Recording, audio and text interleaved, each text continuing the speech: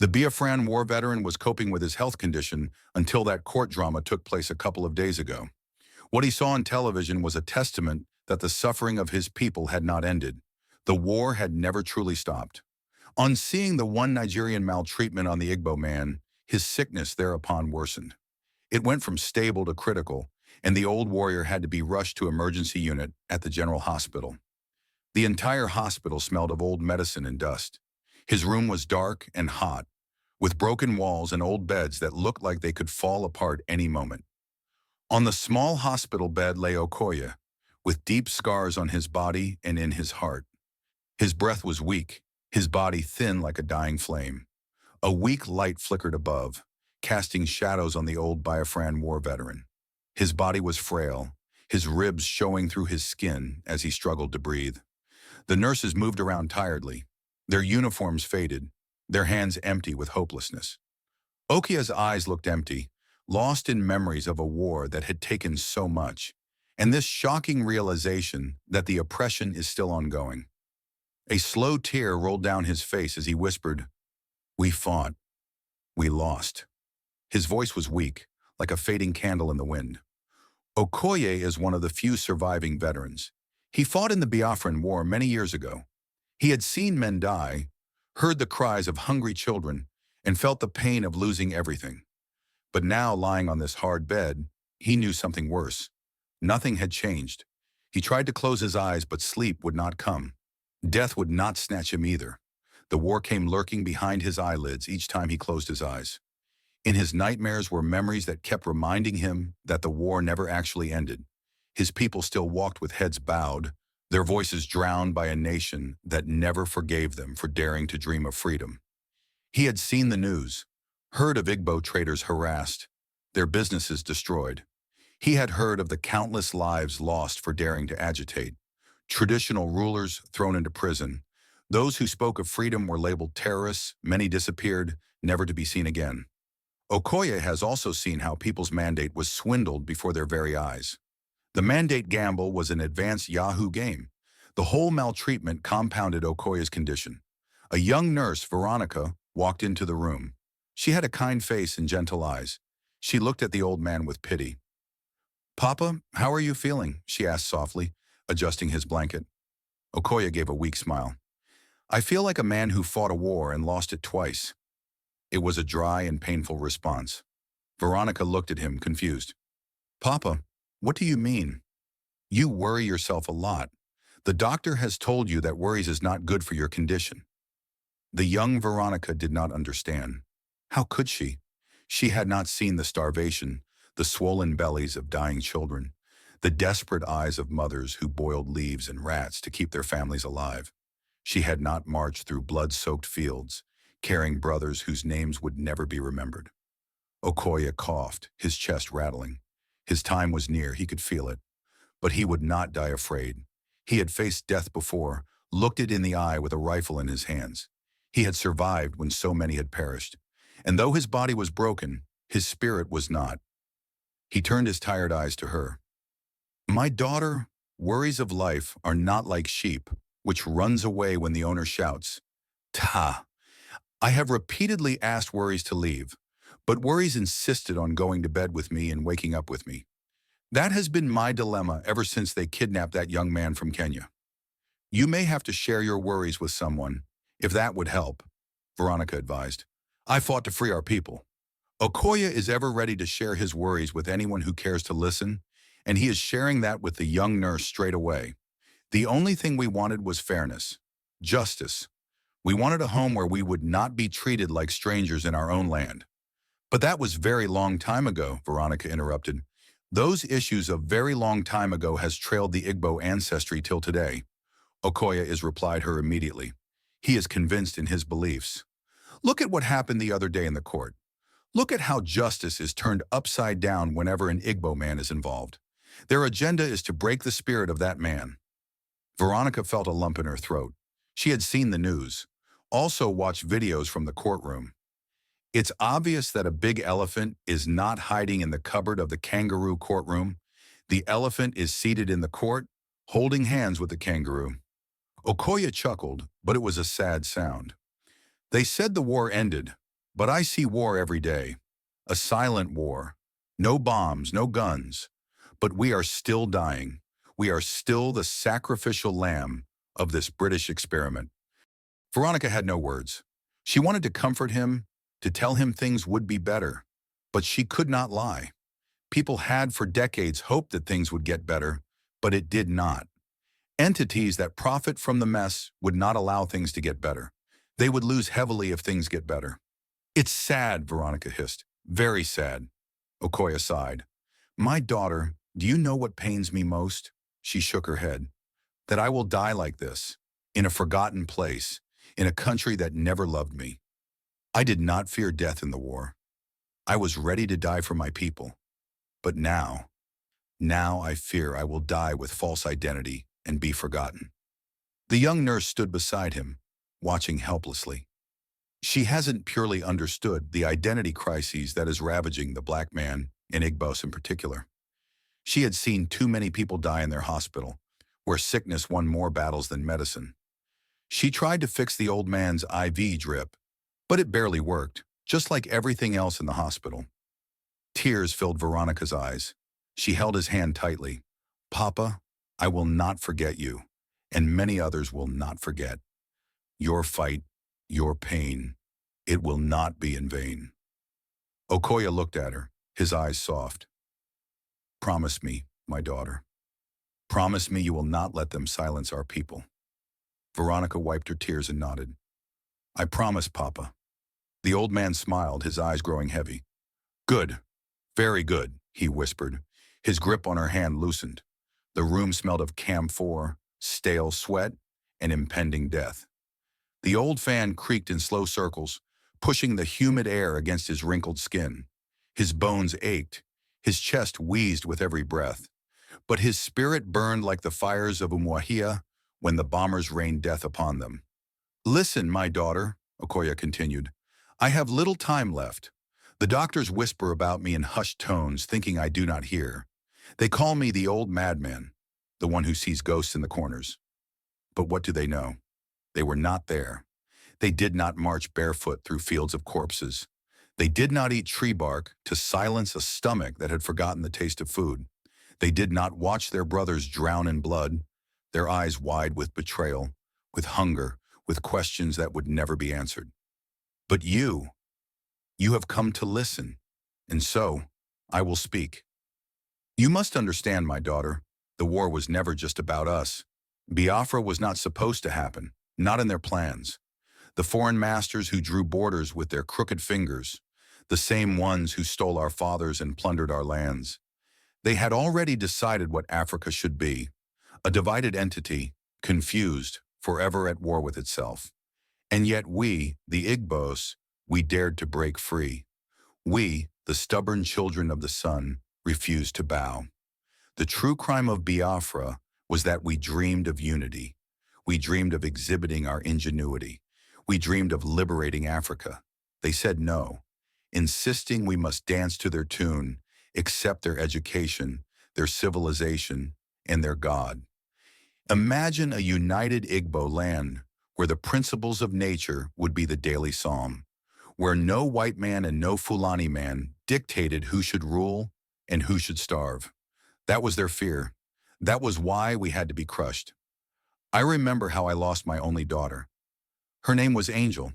She had the biggest eyes, bright like morning stars. But when the hunger came, her eyes became too large for her face, hollow pits of suffering. Her belly swelled like a drum, her ribs like claws trying to escape from under her skin. She no longer spoke, no longer cried. She only watched, her tiny fingers wrapped around my wrist, her breath a whisper against my palm. Kwashiorkor killed her. The hunger disease killed more of us than the bullets did. The enemy knew they could not kill us all with bullets, so they chose another weapon, starvation. The land was blockaded, and food became a ghost. Mothers fed their children mud mixed with leaves. Men dug into the earth for roots, their bellies swollen from emptiness. I watched a boy, not older than 6, collapse in the street, his ribs pushing against his skin like dry twigs. By morning, his small body had been carried away by vultures. I saw it all, my daughter, because I was involved. Do you know how it feels to beg for food, only to be told there is none? To watch mothers feed their children clay mixed with leaves just to trick their stomachs into silence? To hear your comrades weep not for death, but because they could not protect their families? And yet we fought. We fought like wounded lions, even as our bones turned brittle from starvation. I remember Asaba and Onitsha, where the rivers turned red, where men ran into battle with nothing but machetes and prayers. I remember Abagana, where we turned the enemy's armored convoy into a funeral procession, setting their metal beasts ablaze. We cheered, we celebrated, but in our hearts we knew every victory was borrowed time. In the midst of starvation and despair, Biafra forged miracles from dust. Our scientists, barefoot, hungry, and armed only with intellect, built weapons in makeshift laboratories hidden deep in the forests. We crafted bombs from scrap metal, repaired machine guns with salvaged parts, and even built our own version of armored tanks. The Biafran Red Devils, our Air Force, flew repurposed civilian planes into battle, dropping handmade explosives on enemy positions. The world had called us rebels, but in reality, we were inventors, warriors, and visionaries, proving that even without Western support, African ingenuity could thrive. But every time we built, the world conspired to tear us down. Britain, once our colonial master, became the puppeteer behind Nigeria's war machine. Their planes flew overhead, their pilots pressed the buttons, their bombs turned our markets and hospitals into mass graves. The Soviet Union, drunk on Cold War politics, supplied Nigeria with tanks and artillery, all in the name of maintaining territorial integrity. France, briefly our ally, sent us weapons in whispers, but soon even they abandoned us to die alone. And America? America remained silent, watching us bleed, knowing that an independent Biafra would disrupt their economic interests. The oil in our land was too valuable. The black man's freedom was not. If bullets could not kill us fast enough, starvation would. The West ensured it.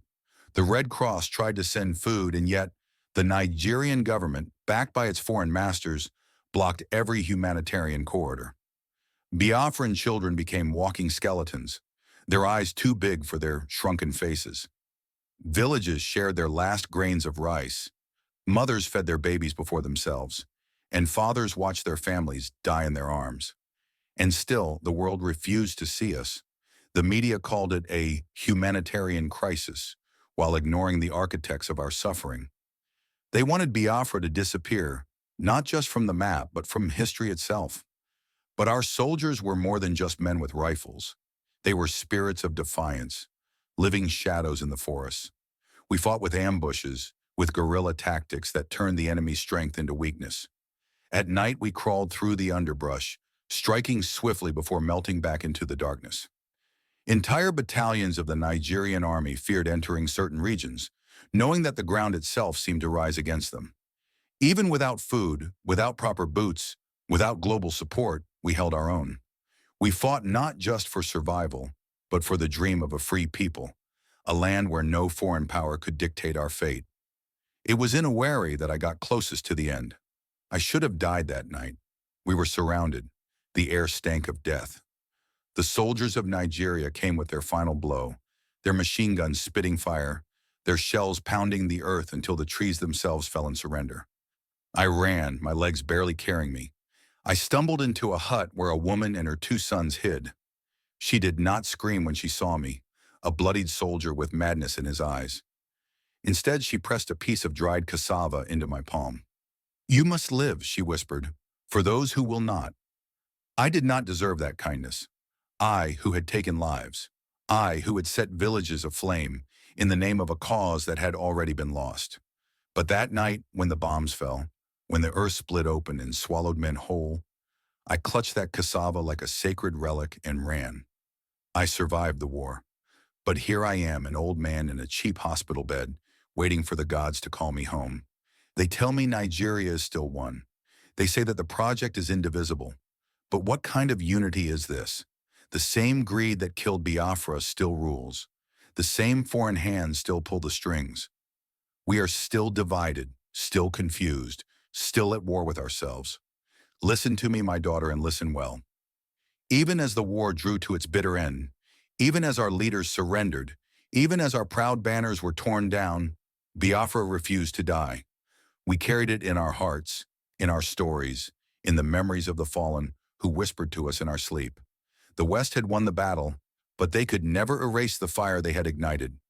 Generations later, our children would ask, "What happened to Biafra?" And we would tell them of the heroism, of the betrayal, of the day Africa nearly broke free but was shackled once again. And perhaps one day they will rise stronger, wiser, and finish what we started. They fear an Africa that stands as one. They fear a Biafra that never dies. They fear the fire in our blood, the spirit that refused to be broken. So do not let them tell you that we lost. Number we endure, we live. And one day when Africa truly rises, when we cast away the chains they hid in our minds, when we remember that unity is our greatest weapon, on that day Biafra will live again. Now go, tell them what you have heard. And when the wind howls at night, know that it carries the voices of the fallen, whispering, "We are still here." Okoye's breath was ragged, his sunken chest rising and falling like the last flickers of a dying flame. His milky eyes, wide with terror, stared at the ceiling as if he saw something beyond this world. His lips moved, forming silent words, his throat too dry to give them voice. The young nurse, trembling, wiped the sweat from his wrinkled forehead. She had heard too much. Words of betrayal, of horror, of bodies left to rot in the battlefields, of children with bellies swollen from hunger, of British hands dripping with Biafran blood. She wanted to forget. She wanted to force out what she has just heard. But Okoye was still able to push his last words into her ears. They starved us, watched us die. And as if that was not enough, they hid the history from our children. Okoye wheezed suddenly, his voice already cracking like an old broken record. His mouth twisted as if he wanted to spit. The nurse swallowed hard. Her heart pounded against her ribs. The air felt heavy, suffocating. But strength somewhat entered her. She held Okoye's hand. His fingers curled like dying roots, his veins bulging like thin rivers of darkened blood. His breath hitched, sharp gasps like a man drowning in open air. The monitor beside him beeped frantically, warning of the coming end. The nurse's hands darted toward the IV stand. In her panic, she pulled too hard. The needle slid from his fragile skin. A thin line of blood dribbled down his arm. "No, no, no," she gasped. Okoye let out a sound, half a gasp, half a whisper. His body jerked, his back arching ever so slightly. Then all at once he closed his eyes, a faint smile on his lips, as he drifted into the arms of death. The machine let out a single, unbroken tone. Pee! Then slowly, a tear rolled from the corner of his lifeless eye. The nurse stepped back, her knees weak. The room was silent, but the weight of his final words pressed against her like a vice. They starved us, watched us die, and as if that was not enough, they hid the history from our children. She shuddered. She felt it deep in her bones. This was no ordinary death. This was history, bleeding out before her. She ran out of the hospital, possessed with Biafran spirit. Outside, the night was silent, but the wind carried his last words like a song. They starved us, watched us die, and as if that was not enough, they hid the history from our children.